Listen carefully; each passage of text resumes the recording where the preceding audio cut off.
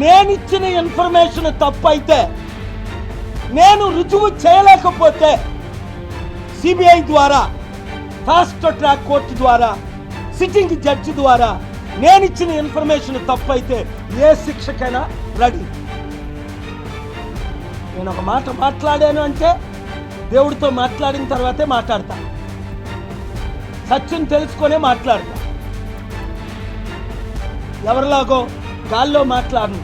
ఒక bill file చేశానంటే నేను సక్సెస్ అవుతానంటే, స్టీల్ ప్లాంట్ గురించి ఫైల్ చేసి సక్సెస్ అవ్వలేదా? ఆర్డర్స్ తీసుకురాలేదా? అమ్మకుంటా తీసుకో ఏం చట్టపరమైన చర్యలు తీసుకుంటావు? నువ్వు ఎవడ జడిస్తాడే? నువ్వు చట్టపరమైన చర్యలు తీసుకుంటావండి, ఏడు తీసుకుంటావు? మాట్లాడొద్దా? ఆర్టికల్ 19 రద్దు చేసాయి, ఆర్టికల్ 14 ఈక్వాలిటీ రద్దు చేసాయి, ఆర్టికల్ 21 రద్దు చేసాయి.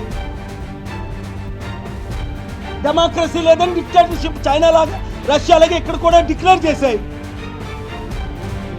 జడిపించేది ఎవరిని? జడిసేది ఎవరు? నువ్వు ఎవరికో జడిపిస్తావు, ఏ పాలు జడిపించలేవు.